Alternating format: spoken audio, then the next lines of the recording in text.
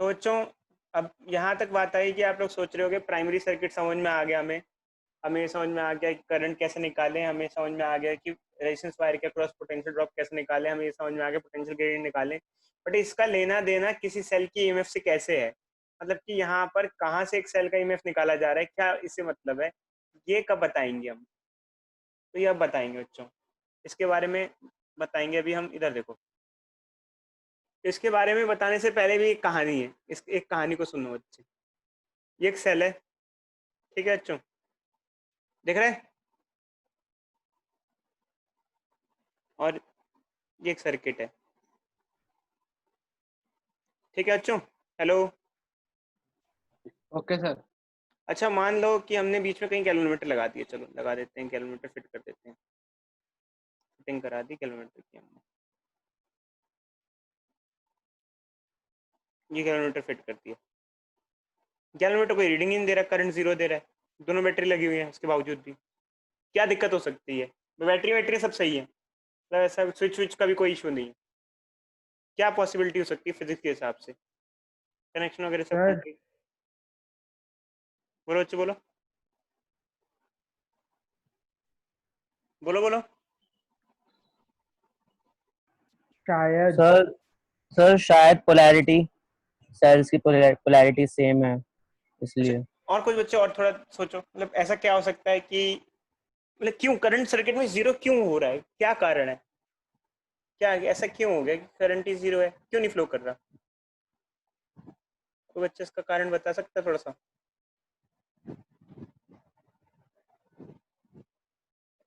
कोई बच्चा perfect condition बता सकता है कि किस केस में करंट जीरो होगा और किस केस में नहीं होगा?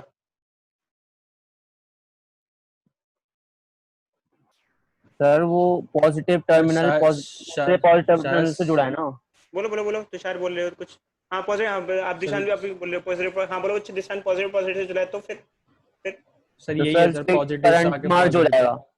देखो अच्छे एक्चुअली क्या है, अगर ये बराबर वोल्टेज की बैटरी, जैसे मान लो 10 वोल्ट की बैटरी है दोनों, ठीक है, और पॉजिटिव यस। पॉजिटिव जोड़ दो, तो ऐसे केस में पोटेंशियल एक सेम है। दूसरे की वोल्टेज कैंसिल कर देंगे। एक्चुअली क्या होता है, जब सेल का कनेक्शन होता है, शायद मैंने आपको पहले बताया हो या नहीं, इधर देखो अच्छे, ये ऐसे दो सेल कनेक्टेड है इस तरीके से, positive negative positive negative, negative और पॉजिटिव टर्मिनल कनेक्ट होते हैं, तो वोल्टेज ऐड हो जाती है। और अगर उल्टा कनेक्टेड हो ऐसे केस में, तो वोल्टेज क्या हो जाती है, सबसेक्ट हो जाती है। मतलब उल्टा मतलब कहने का मतलब, उल्टा मतलब ये नहीं है, उल्टे का मतलब ये है लाइक टर्मिनल्स कनेक्टेड हो, लाइक टर्मिनल जैसे नेगेटिव नेगेटिव, तो ये इवन बताया था शायद। हाँ अच्छा बताया था शायद, मुझे भी याद आ रहा है, बट कोई नहीं, मैं दोबारा बता देता हूँ यार, मेरा काम तो बताना है यार भाई। देखो जितना हम अपनी तरफ से कोशिश कर सकते हैं करेंगे। तो इस कंडीशन में फिगर में आपको दिख ही रहा होगा लेफ्ट साइड में 10 वोल्ट, अब करंट अभी ये सेटिस्फाई हो रहा है, अब आपको समझ में आ रहा है करंट जीरो क्यों है? Yes sir sir. क्यों? अच्छा अब इसको डीपली समझाओ क्यों। अब 10 वोल्ट तो समझ में आ गया, अब वोल्टेज वोल्टेज से मत समझाओ, क्यों अब करंट जीरो क्यों है? अब इसको फिजिक्स के हिसाब से समझाओ, डीपली डीपली थोड़ा सा। सर वोल्टेज जैसे हम मानते हैं कि ये बड़ी मतलब जो पॉजिटिव टर्मिनल पे हम्म 10 भी होता है और नेगेटिव वाले पे स्टार्टिंग में 0 होता है, मतलब हम्म तो दोनों का पोटेंशियल सेम है, तो फिर करंट फ्लो ही नहीं करेगा ना, क्योंकि करंट हायर से लोअर पोटेंशियल में फ्लो। हाँ अच्छा कुछ ऐसे ही हद तक, मतलब चार्ज को फ्लो करने के लिए पोटेंशियल डिफरेंस चाहिए, जैसे ये हाइट का डिफरेंस है, तो एक बॉल जो रखो अगर आप यहाँ पर, तो बॉल लुढ़क लुढ़क के ऐसे ऐसे बॉल लुढ़क के ऐसे नीचे आएगी, क्योंकि ऊंची हाइट से नीचे आएगी वो। बट अगर कोई फ्लैट सरफेस है, बिल्कुल फ्लैट सरफेस है, तो उस पर बॉल के लुढ़कने के चांसेस ही नहीं है। क्यों? क्योंकि हाइट सेम ही है। समझे नहीं समझे? तो यही अच्छे, क्योंकि पोटेंशियल डिफरेंस बराबर है, तो कोई सेम पोटेंशियल पे चार्ज का फ्लो नहीं होता है, तो ये कारण बोला जाता है कि अगर पोटेंशियल डिफरेंस बराबर ही है, तो कोई इलेक्ट्रॉन को चार्ज को बेनिफिट नहीं है वहां से वहाँ फ्लो होने में। चार्ज का फायदा तब होता है जब एक पॉइंट जिससे वो जा रहा है और जिस पॉइंट पे वो जा रहा है उस पर पोटेंशियल, दोनों पॉइंट पे पोटेंशियल अलग अलग हो। ये समझे नहीं समझे? फर्स्ट फिगर में मोशन पॉसिबल है, सेकंड फिगर में मोशन इस तरीके से पॉसिबल नहीं है। नॉर्मली बॉडी अपने आप नहीं जाएगी, क्योंकि हर पॉइंट सेम हाइट पे है, सेम पोटेंशियल पे है। तो ये कंडीशन बच्चे यहाँ पर भी यही कंडीशन लागू होती है। तो अब मेन बात है कि हमने ये एक चीज़ पढ़ ली है और हमने वो चीज़ पढ़ ली। अब फिर से हमारी कहानी अधूरी रह गई कि हमने सेल का ईएमएफ ही नहीं निकाला, हम कहानी पे कहानी पढ़े जा रहे हैं, हमने सेल की ईएमएफ की बात ही नहीं की। ये कहानी इसलिए पढ़ रहे हैं बच्चे क्योंकि जो सेल का ईएमएफ हम पढ़ने वाले हैं वो इस कहानी के बिना आपको समझ में नहीं आने वाला है। सेल का ईएमएफ निकालने के लिए हम क्या करते हैं बच्चों, प्राइमरी सर्किट जो होता है हमारा, ध्यान से देखना बच्चों, अब हम उस कहानी को दोनों को जोड़ रहे हैं। ये हमारा प्राइमरी सर्किट था, हमारा प्राइमरी सर्किट है, ठीक है, इसमें रेजिस्टेंस वायर वगैरह लगी हुई है, ये प्राइमरी सर्किट है, ठीक है। इसके साथ हम उस सेल को जोड़ते हैं जिसका हमें ईएमएफ निकालना होता है। हमने जोड़ दिया उस सेल को जिसका हमें ईएमएफ निकालना है कैलोमीटर के साथ, और ऐसे कनेक्ट कर दिया। कौन से सेल के ईएमएफ निकालने हैं हमें, ये वाले ईएमएफ फाइंड करना है, समझे बच्चों। Yes sir. और ये गैल्वेनोमीटर है, और ये ग्रीन कलर की क्या है, रेजिस्टेंस वायर है। तो एक्सपेरिमेंट हमें करने को मिलेगा हमें, तो आपको ये जॉकी है जो पॉइंटर है, एरो दिख रहा है, इसको राइट लेफ्ट मूव कराना है और वहां पे लाके रख देना है जहां पर गैल्वेनोमीटर की रीडिंग क्या हो जाए, जीरो। रीडिंग जीरो हो जाए, मतलब नल पॉइंट मिल जाए या बैलेंसिंग लेंथ मिल जाए, आप जो भी बोलो, जो भी बोलना चाहते हो, नल पॉइंट मिल जाए, जो भी बोलो। अब क्वेश्चन ये आया कि मेरे आपसे क्वेश्चन ये आया कि ठीक है गैल्वेनोमीटर में रीडिंग जीरो है, तो अब ये जो सर्किट बना इसकी रीडिंग जीरो क्यों है, क्यों हुई reading zero, why zero reading क्यों मिली आपको, पोलैरिटी सेम है सर। तो फिर उससे क्या हुआ पोलैरिटी, आप बताओ क्या हुआ अच्छे। ये छोटा सा सर्किट जो मैंने मार्क किया है, सर्कल मार्क किया है जिसको, उसमें रीडिंग जीरो क्यों मिली, ये बताओ, डिस्क्राइब करो।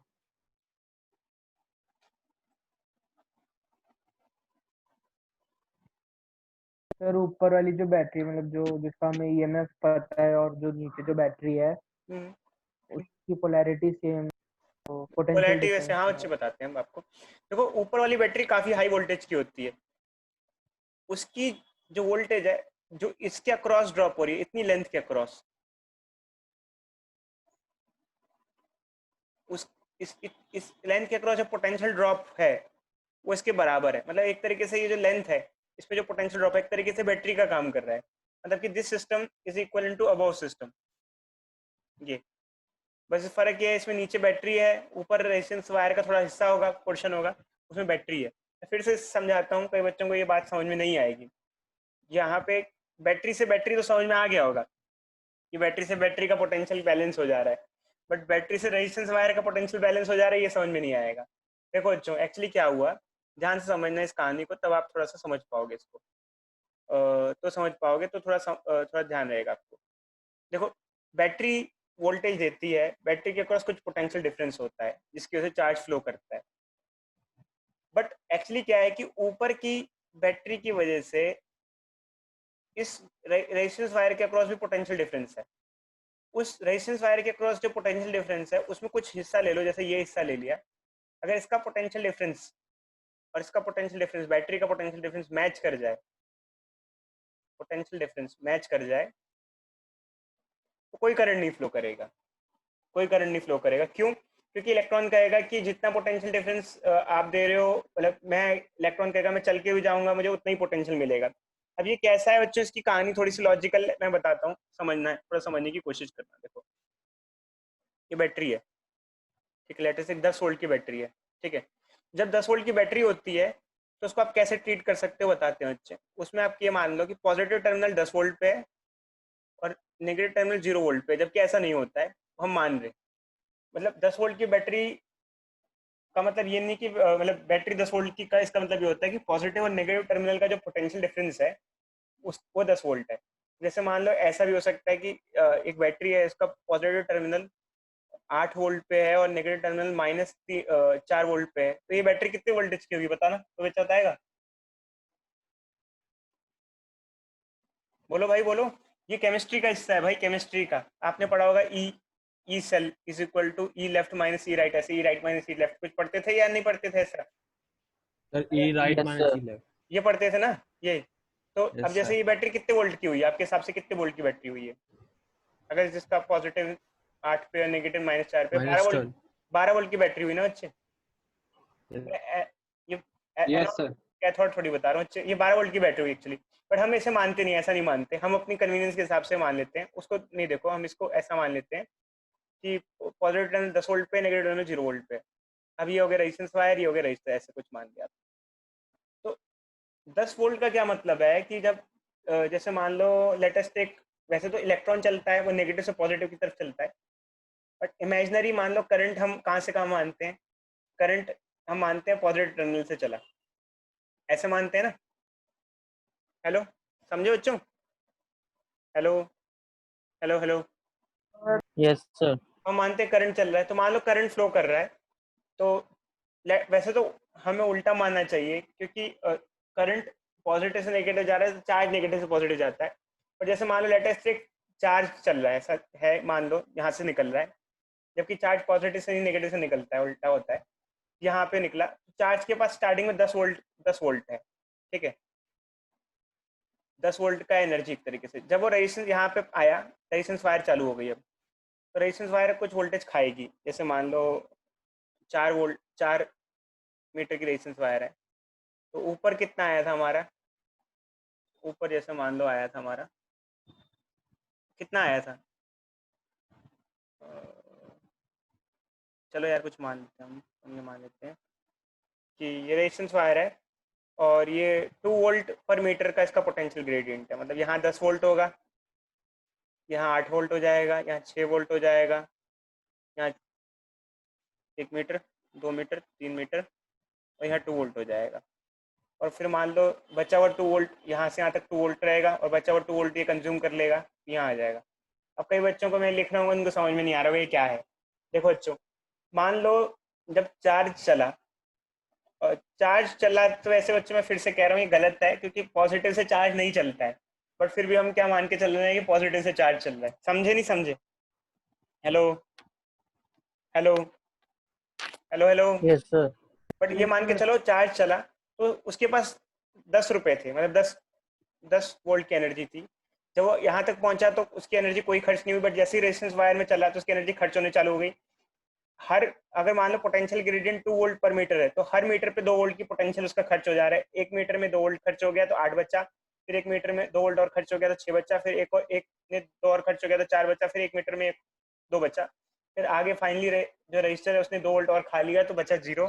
चार्ज बिना एनर्जी के सर्किट में आ जाता है, मतलब वापस आ जाता है बैटरी में, एनर्जी लेके जाता है। और एनर्जी, तो वोल्टेज की कहानी ये होती है, voltage at any point describe the energy of that charge. कुछ आइडिया लगा बच्चों? आइडिया लगा या नहीं लगा? अरे रेजिस्टेंस वायर है। ये रेजिस्टेंस वायर है। रेजिस्टेंस वायर तो कुछ खा रही है वोल्टेज कंटिन्यूसली, तभी तो उसकी वोल्टेज घटती जा रही है चार्ज की। Yes sir. तो voltage gives an idea about energy of the charge particle at that point. मतलब एक उसकी वोल्टेज घटती जा रही है, मतलब उसकी एनर्जी कंज्यूम होती जा रही है। एनर्जी कहाँ जा रही है? जब रेजिस्टेंस वायर से चार्ज गुजर रहा है तो हीट में तब्दील हो जा रही है। समझे बच्चे? अरे भाई बोलो। Yes, भाई sir. Yes sir. 10 से 2 वोल्ट की एनर्जी क्यों हो गई उस चार्ज की? क्योंकि वो हीट में कन्वर्ट हो गई, उसने भेज हीट की फॉर्म में छोड़ दी। अब आपने क्या किया, एक बैटरी लगाई यहाँ पे,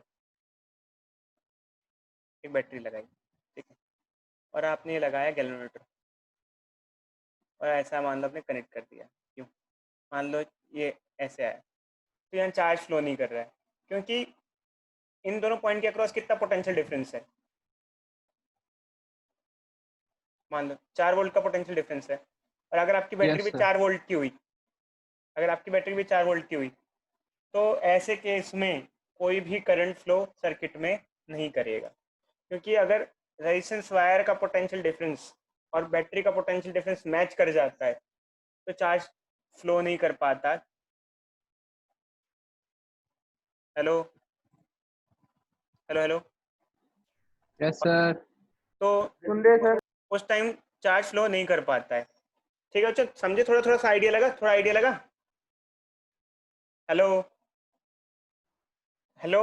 यस सर, लग गया आइडिया। थोड़ा सा आइडिया लगना चाहिए बच्चों आपको कि मतलब जैसे प्राइमरी सर्किट में हमने सेल को अटैच किया जिसका ईएमएफ हमें फाइंड आउट करना है, तो हमें गैल्वेनोमीटर के साथ वो अटैच करना पड़ता है, और रीडिंग जीरो, मतलब गैल्वेनोमीटर की रीडिंग जीरो हो तो वो लेंथ मेजर करनी पड़ती है, वो वाली लेंथ मेजर करनी पड़ती है, जैसे ये इतनी कितनी लेंथ पे वो जीरो हुआ, तो ये लेंथ हमें क्या करनी पड़ेगी, मेजर करनी पड़ेगी। बाकी मैं नेक्स्ट क्लास में आपको डिटेल में थोड़ा सा और बताऊंगा, मेजर करेंगे। चलो चलो अभी सर क्लास खत्म करते हैं। हाँ बोलो बच्चे, बोलो बोलो। सर एक डाउट था इसी इसी फिगर में। हम्म सर जैसे कि नीचे वाला सर जो सेल है हम्म उसमें से जो अगर करंट जाएगा और सर ऊपर वाले में से भी करंट आएगा, हम्म। तो sir according to Kirchhoff law तो सर जो करंट होगा वो तो ऐड हो जाएगा। हाँ बच्चे बताएंगे, वो नेक्स्ट क्लास में हम आपको डिटेल में बताएंगे। तो अभी सर थोड़ा इस हिसाब से सर जो हम्म ऊपर वाला सेल होगा सर वो तो चार्ज हो जाएगा हम्म। ना सर, उसकी नहीं तो बच्चे, मतलब ये वोल्टेज बढ़ जाएगी। जैसे जो भी आपका डाउट है ये हम ना अभी नेक्स्ट क्लास में थोड़ा सा कंटिन्यू करेंगे, क्योंकि अभी एक दो बच्चों की क्लास है, इसके बाद शायद किसी चीज़ की प्रथम की क्लास है, तो चल। सर हाँ बोलो बच्चे, बोलो। सर एक डाउट था मीटर ब्रिज में। सर जो भी हम मेटल प्लेट्स या फिर कॉपर प्लेट यूज करते हैं तो सर उसका रेजिस्टेंस इफेक्ट नहीं करता, एरर वगैरह नहीं आता तब? मीटर में अभी बच्चे पोटेंशियोमीटर में पढ़ेंगे, पोटेंशियोमीटर में पढ़ेंगे, अभी बताते हैं, अभी आपको सब सब बताते हैं, आएगा अभी, रुको अभी देखोगे। इवन एक रुको यार, एक पॉइंट मैंने बताया तो होगा आपको शायद, इधर देखो यार, देखो ना, थिक मेटल स्ट्रिप बताया तो था बच्चे, थिक मेटल स्ट्रिप्स क्यों यूज करते हैं, देखो कनेक्शंस के लिए थिक मेटल स्ट्रिप्स यूज करते हैं, देखो 99 का ए, why are the connection between the resistor in a meter bridge made up of thick copper strips, देख रहे हो बच्चे, yes sir. Thick copper strips use करते हैं, ये रहा ना, ये देखो ये कनेक्ट, ये जो आर्म दिख रही है आपको, ये शेडेड, ये क्या है, थिक कॉपर स्ट्रिप है,